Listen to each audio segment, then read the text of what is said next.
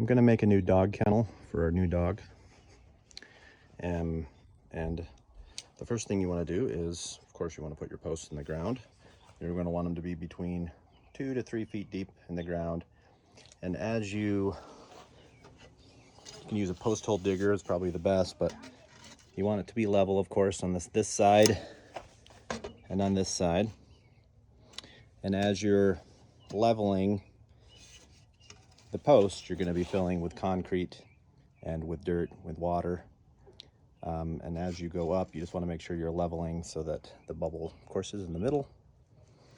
I'm going to make a gate in the middle here that's going to have rebar, just like that.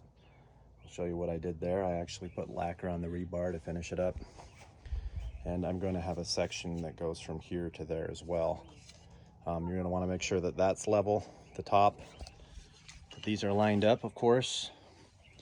And you're going to make sure that this is lined up here. I should also note that I did stain the wood with redwood stain before I started assembling anything. So you may want to do the same thing. That'll keep the wood lasting maybe 5 to 10 years longer.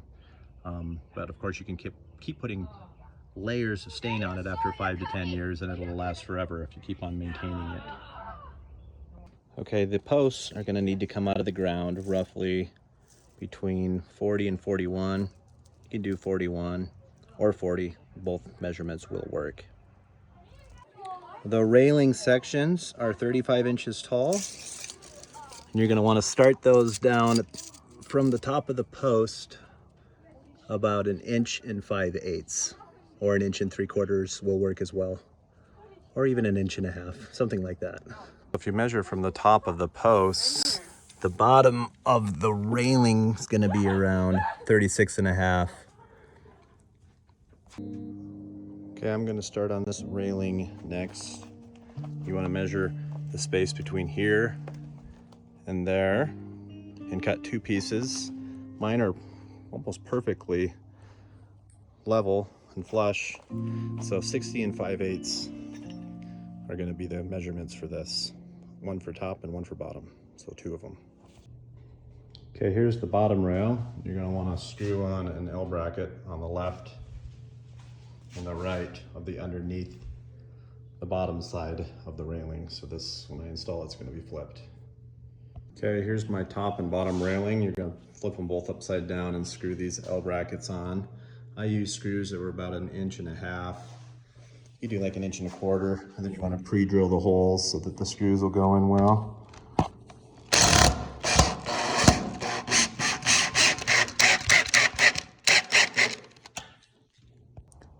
So I'm going to install the bottom railing first between here and there. And of course you're going to want to mark that measurement, that 36 5/8, 36.5 that we talked about earlier. That's where you're going to put the bottom of the railing. Okay, so I installed that bottom railing here, and I just screwed that measurement that we measured down. I just screwed the bottom of that board there, and then screwed those L brackets into the bottom underneath, so you can't really see them from underneath as much. Then I measured the spacing for the rails that go up, or the metal rebars, every 3.5 inches. So 3.5, 3.5, 3.5 all the way across.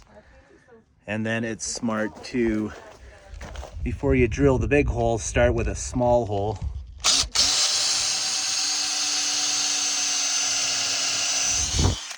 And then it's easier to aim for that, because we're going to do a 1/2 inch pilot hole. So it's easier to get it centered with a smaller bit first.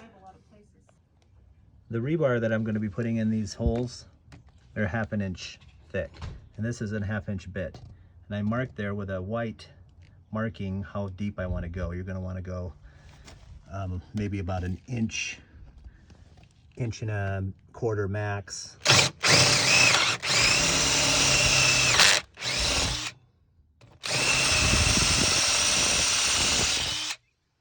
So here's some 10-foot length rebar, and you can get 4 pieces out of each 10-foot piece. if you cut them 30 inches long, and that's how long you need to cut them. And you can cut them using a grinder. I mean, these are only like maybe 60, 70 bucks, the grinder, and these are only like maybe $5. And this is a metal wheel, cuts right through metal like butter, really easily. Yeah, just cut them in 30-inch lengths, 4 pieces per 10-foot length.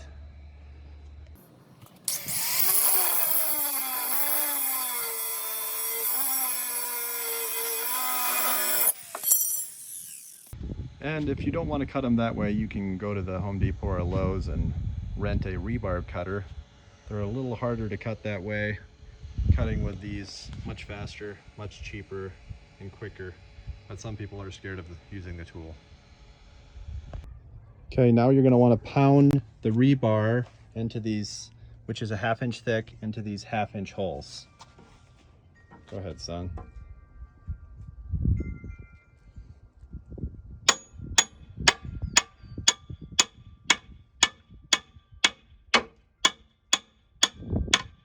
There you go.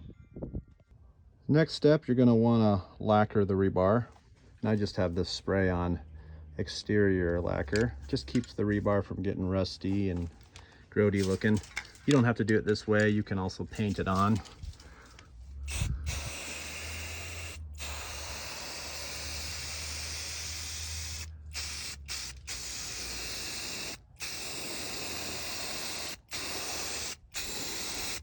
I just think this is a little quicker, a little bit easier. And you want to spray from both sides. And then I don't care, I'll just hit the bottom of that as well. Now you're going to want to go through and measure the rebar. You don't want it to be less than 28 1/4 or greater than 30. So try to keep it within that range. Not less than 28 1/4 or greater than 30. Okay, this is the top part of the railing. And I pre-drilled these as well, because I'm going to be drilling. Now this isn't a 1/2 inch, this is 5/8 of an inch, so it's going to be 1/8 of an inch bigger than a half. I'm doing that because it's really hard to get this top railing on if you drill it with a 1/2 inch bit. So that's why I'm drilling with a 5/8 to give it a little bit more play. And I marked on here about 2 inches. I don't want to go greater than 2 inches or less than 2 inches too much. I want it to be right around 2 inches so that it fits inside all of that rebar sticking up. So I'm going to try to stop when I get to that red line.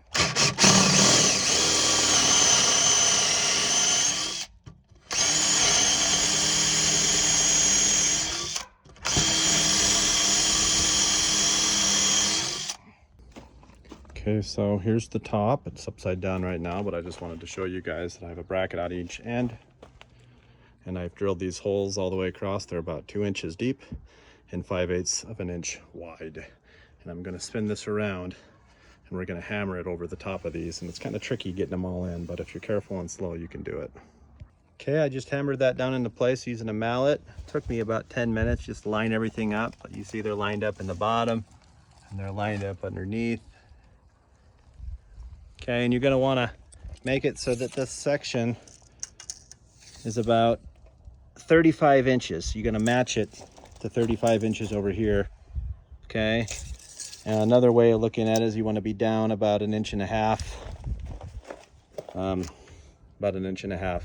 Then you'll know you're positioned it right. Once you have it positioned, you know, it's inset here about 1/4 inch. You can screw these brackets in. I just barely finished the gate section. This is the section that's going to open from here to here. You kind of have to build these things like a tank.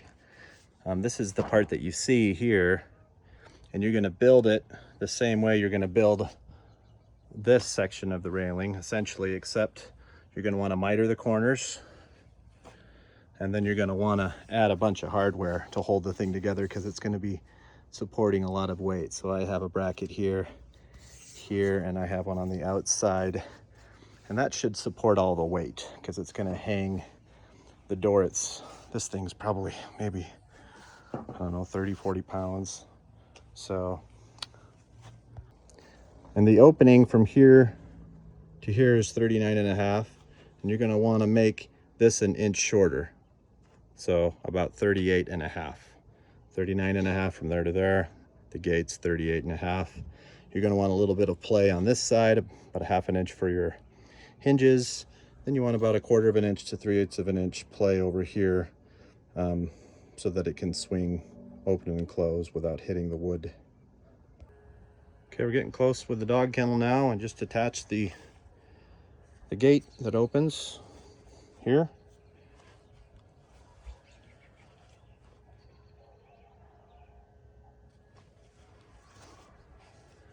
So as you can see, you're going to need, that's a good 5/8 of an inch of space if you're going to buy a similar hinge that I got.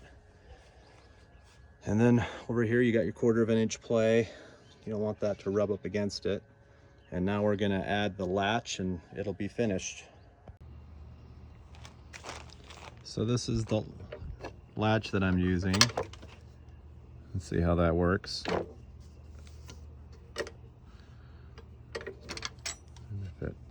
There we go. So that's the latch, and that's how you can make the door close properly. One more time, I put another coat of stain on here. That opens all the way.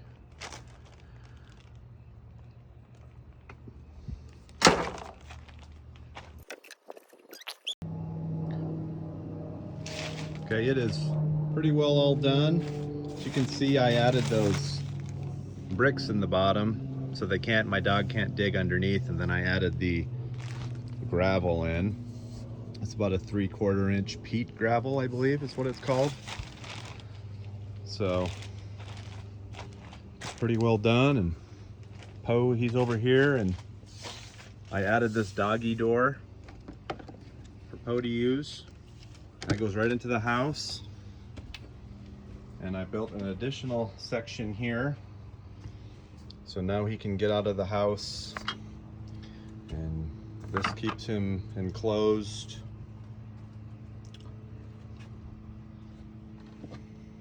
I got a little ramp down there for him to use.